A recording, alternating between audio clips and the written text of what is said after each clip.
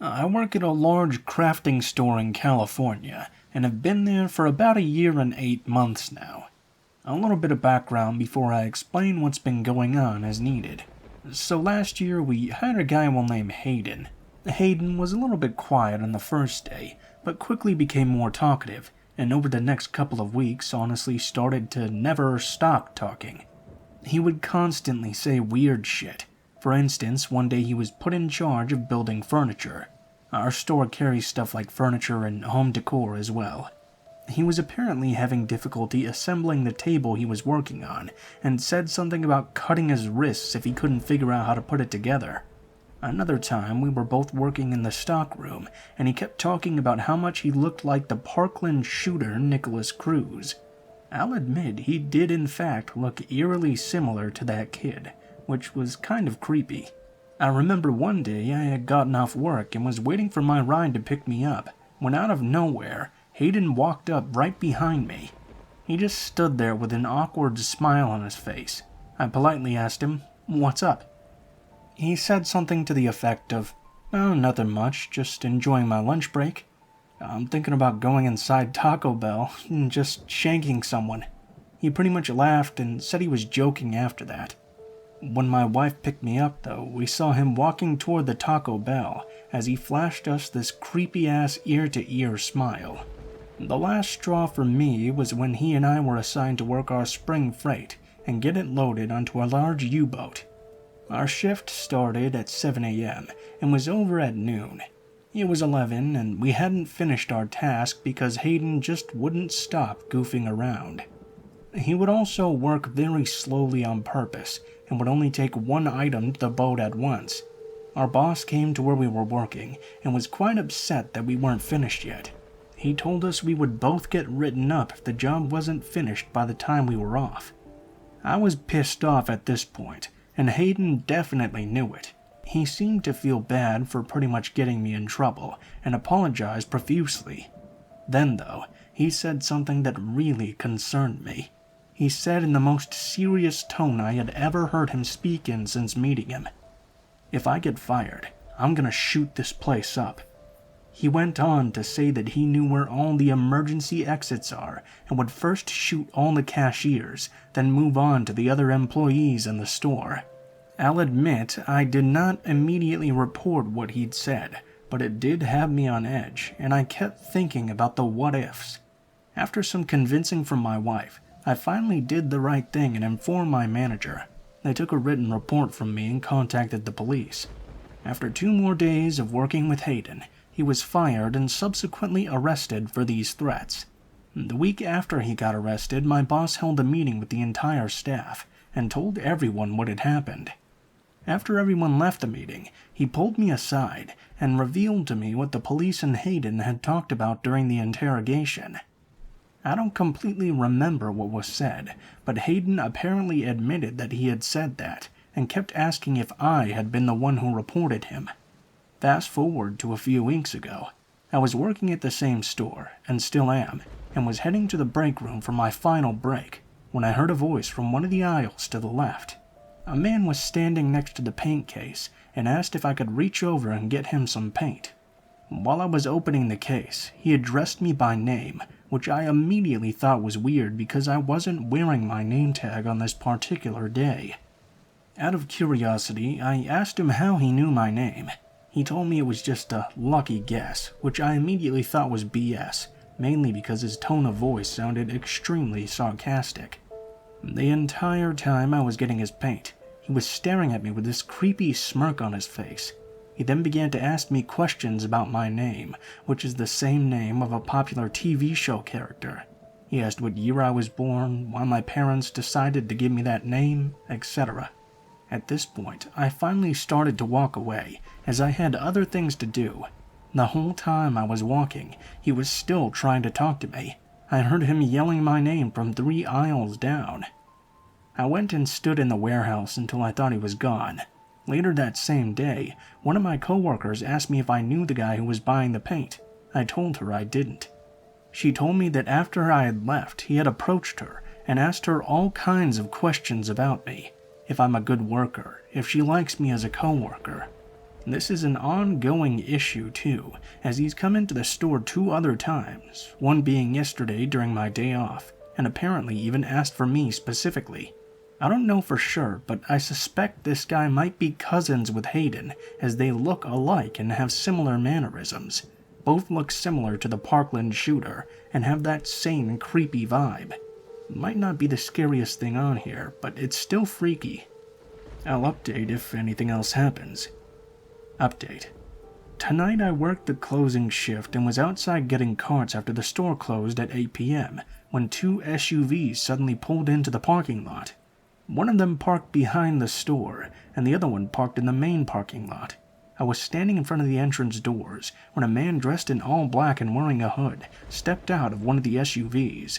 Another guy walked up next to him, and they both started approaching the store. I politely told them we were closed, and then I looked down to notice a large baseball bat the hoodie guy had. I started repeatedly ringing the bell to be let back inside. Those 2 guys just kept pacing back and forth in the lot, staring right at me. My manager let me in and called the police in the end.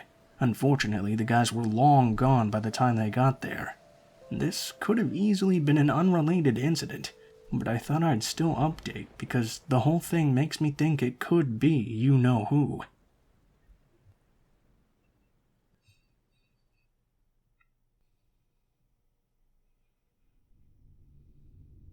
In October, it will be about 3 years since I came alarmingly close to a real-life horror movie. I took my now ex to the Mohican Cabins in Ohio for our 1-year anniversary. It was beautiful weather, and we were staying in a decked-out treehouse in the middle of the woods. I had read great reviews about the place, and decided it would be a perfect little getaway for us. We spent the first day just hanging out at the treehouse. We watched movies, sat on the balcony, and did some exploring through the trails. I was feeling very content, and looking forward to visiting town the next day. The next day we went to a few little shops and restaurants, and decided that night we would go to a bar and watch baseball since we didn't have cable in the treehouse. I kind of had a cold, but I figured I'd stick it out and drink a few beers with my boyfriend so he could enjoy watching his favorite team play. Well, we got to the bar around 8 and immediately did not feel very welcome. The bartender was sitting with a group of local guys. It was pretty clear they all knew each other and were pretty tight-knit. This didn't stop my ex and his ego, though. He walked right up to them and started ordering drinks for us. He also would get up and make the dudes high-five him every time something good happened in the baseball game. I tried to escape these cringe-worthy social attempts by downing a few Blue Moons. To my luck, or so I thought, the bartender kept bringing me beers and telling me to help myself. I cut him off pretty quick though. I'm a lightweight and already wasn't feeling so good. A few more guys came into the bar, and my ex started telling one of them how we weren't from around there and were staying in the tree houses in the Mohican woods. Suddenly, I started feeling really dizzy and unwell. I didn't know if it was from the cold or from the overwhelming amount of drinks in front of me, but I was definitely ready to go. Also, the bar was starting to empty out, and I didn't like the vibe I was getting from those people around us. Once we went outside to the car and started driving, we noticed right away that something wasn't right. My ex parked in the Taco Bell across the street from the bar and saw that all our tires had been slashed. He started getting pissed, and I was barely half awake at this point. He tells me he's going back to the bar to see if anyone has a tire iron he can use, since his is bent and won't work. Leaving me drunk in the car, he goes back in, just to find one man sitting at one of the tables. Before my ex says anything, the man eerily says to him, "A little birdie told me you have a flat tire." Creeped out but wanting to get out of there, my ex asked this dude if he has a tire iron he can use to replace at least one tire. The guy said he had one at his apartment right around the corner, and my ex followed him there. When he got there, he realized that this was not quite right. The guy's apartment was full of those big plastic barrels used to store hazardous waste, and there were just stacks of paper and boxes everywhere. The creepy dude was taking his good old time and saying he just needs to look a few places for the tire iron. Finally, it clicks in my ex's head that he was just lured away from the car I was sleeping in. He tells the creep to forget the tire iron and runs back. He turns the car on and drives back to our place on basically his rims, going as fast as he can. There were no streetlights and basically no one else around. We were driving at like 3 a.m. up a dark road, just hoping the car makes it. Once we got back, we realized some of the people there knew where we were staying and could easily find us. Needless to say, we stayed up through the night with a hatchet next to us. First thing in the morning, we called to have our tires changed and got the fuck out of there. I don't know what would have happened if my ex hadn't reached the car sooner, but my mind is telling me that these guys planned to keep him away from me as long as they could, for who knows what reason. Also, I do want to mention that everyone else we met in that town was super nice and welcoming, so don't let this story discourage you from checking the place out.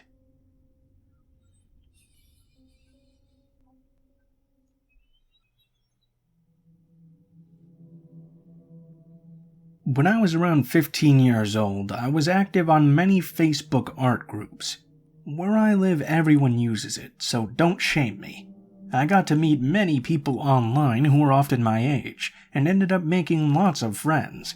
They were never from my city though, not even my own country, so when I finally did find someone from my city, I got kind of excited.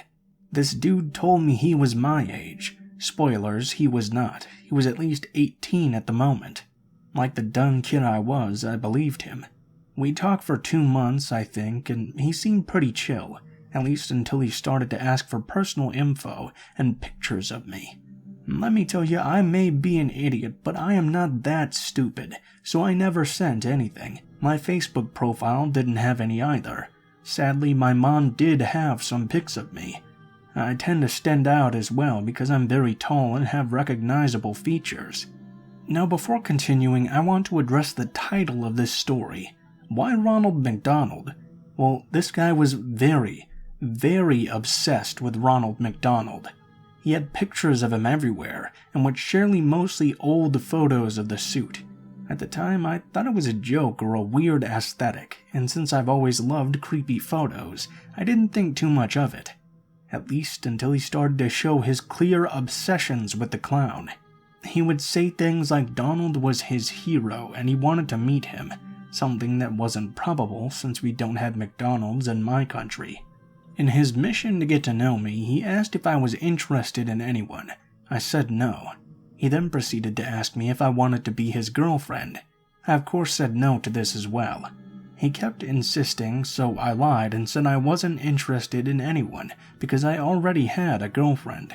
I'm bi and I was very open about it online at the time. He quickly switched from be my girlfriend to you're a sinner mode, and that's when I knew this dude was religious and homophobic as fuck. He even asked me if my dad or any men had done something for me to like girls more. That's when I decided to tell him to fuck off and blocked him everywhere I could. He tried to contact me from different fake accounts, but the way he writes is very distinct, so I blocked them all too. He would be everywhere. I would join a group for artists only and he would just pop out of nowhere, even though he didn't do art. If I left the group, he would immediately leave too. I would go to conventions with my cousin, and somehow he would be there. I knew how he looked because he did send me pics. At first, I tried to pass it all off as a weird coincidence, but he didn't even like anime or anything about the conventions I was going to, so it was really weird for him to be there. And this went on for a good couple of years. Somehow I managed to avoid a physical encounter every time. I'm guessing he could keep track on me because I was, and still am, very active in my city's art community. I never post about personal life or my face, but sometimes I did say things like, going X place to help. He would be there immediately after. Fast forward some years, I'm attending an art-related class. One weird dude is my classmate. I say he's weird because he would ship me with my friend who was also in the class, would ask very NSFW questions to us like we were a couple. We were both minors and he was 23, so in the end I tried to keep my distance. Well, one day the McDonald's guy comes to the building. Obviously I fast walked to the other side. Apparently, he was looking for the other dude, and of course, they were good friends. It seemed that this weird guy would talk about me and my friend with the Donald guy, who clearly knew who I was and was still trying to get to me. The classes always ended quite late, and I had to wait for my mom to come pick me up. I'm very calm and quite strong, so I didn't fear being robbed. I'd already been in that situation and knew how to deal with it. The knowledge of the Donald's guy knowing where I was 3 days of the week late at night, though, that gave me chills. I know I don't describe him like he's a dangerous guy, but he has been keeping an eagle eye on me since 2016. I was still a kid, and I swear to Sky Daddy I saw him walking down the street one night when my mom was late. She was always late, but this time it was at least 1 hour. I ran to a sandwich store that was in the opposite direction, because it looked like he was approaching me. I finished the classes and worked there for a little project, no more than a few days. But guess what? Somehow he was still there. He didn't enter the building, but I could see him walking around outside watching me. Thankfully, those days my boss let me stay inside until my mom arrived, so I felt more calm. I see him around on the internet from time to time, and I always make sure to block him. At least I'm sure he doesn't know where I live, because I moved recently, so that's a little bit comforting at least. So yeah, there's this weird Christian dude obsessed with Ronald McDonald who has been stalking me for at least 5 years now.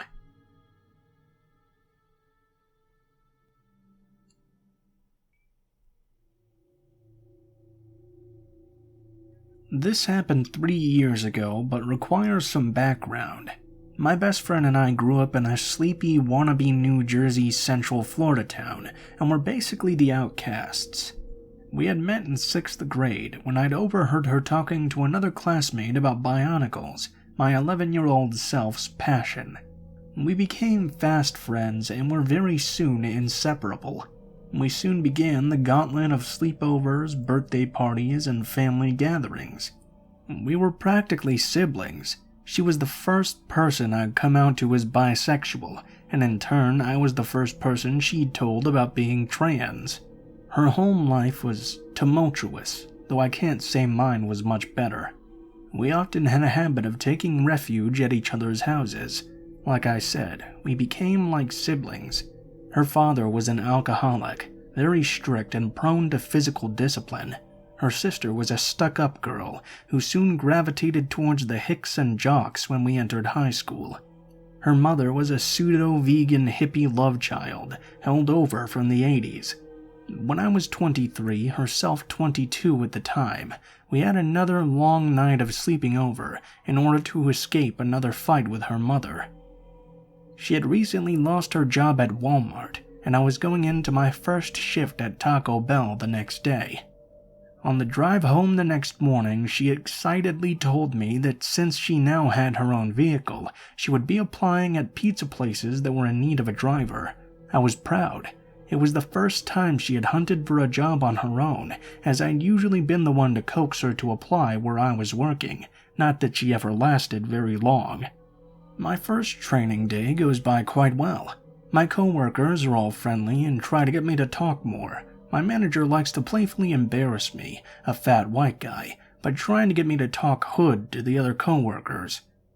Being a training day, it wasn't a very long shift at all, but I had been up early in anticipation, and this was my first day on a job in a few months. I got home around noon, informed some of my internet friends that the first day had gone very well, and about 5 p.m. I started to bed down, drained from a very good day. As I'm preparing to lay in bed, I get a Steam message, her lamenting another fight with her mother, and asking if she should come over now. Now, I had started to grow a bit weary of their fights on their end. I had begun to repair my relationship with my family. A few friends and I had given her advice many times on how to better approach things. In my infinite wisdom and eagerness to sleep, I left the message unread and drifted off into a deep slumber. Well, at around 8 p.m., I was suddenly awakened by her bursting into my room in a panic. Having just been ripped from a nice dream, I was groggy and disoriented. I dragged myself to the bathroom to relieve my bladder, and came back to my room to find her rocking back and forth on my bed. It's at this time I noticed she was covered in blood, so I asked what happened. She informed me that she just saw someone murder her mother with a knife. My mind goes blank. In the deepest parts of my mind, alarm bells start ringing. Isn't the rocking back and forth a bit overdramatic? Why didn't she call 911? But still, this is my best friend. I've known her for over a decade, and we were the only two people in the entire world we could count on. I suppressed it and went to inform my sister and stepfather. My mother had passed the year prior, and it was roughly a month to the anniversary of her death. We were all in a dark place, antisocial as always. It was the only way we knew how to handle emotional issues. When I inform my family, they immediately go to the same place I had, though they were far more vocal about it.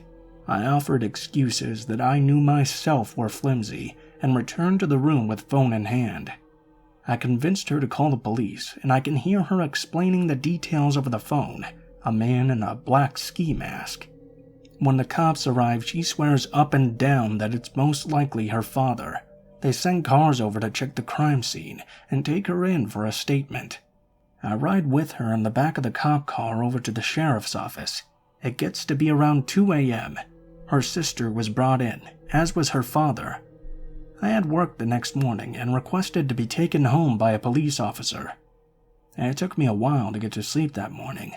The next day at work I was quiet, until my manager asked me what was wrong.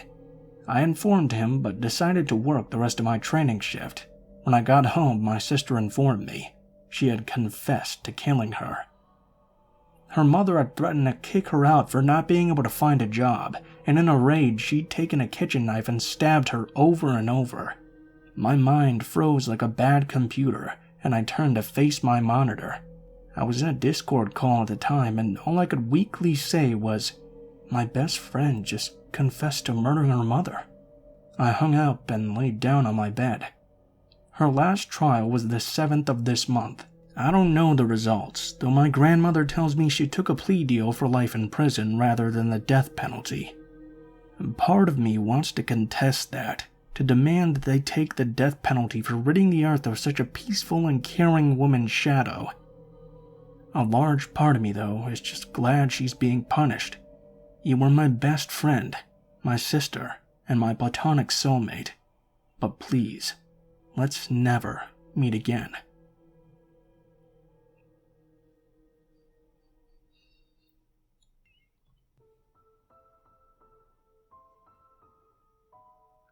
What is up, guys? Blue Spooky here as always. Thank you guys so much for watching, especially if you made it this far to the end of the video. If you enjoyed the content of this video, please be sure to like, share, and subscribe if you feel so inclined. If you do decide to subscribe, make sure you hit that bell button and turn on all notifications so you can be notified of every video that I post. I tend to post a video every day when I can anyway though, so you can just come check back time to time if you don't feel like it.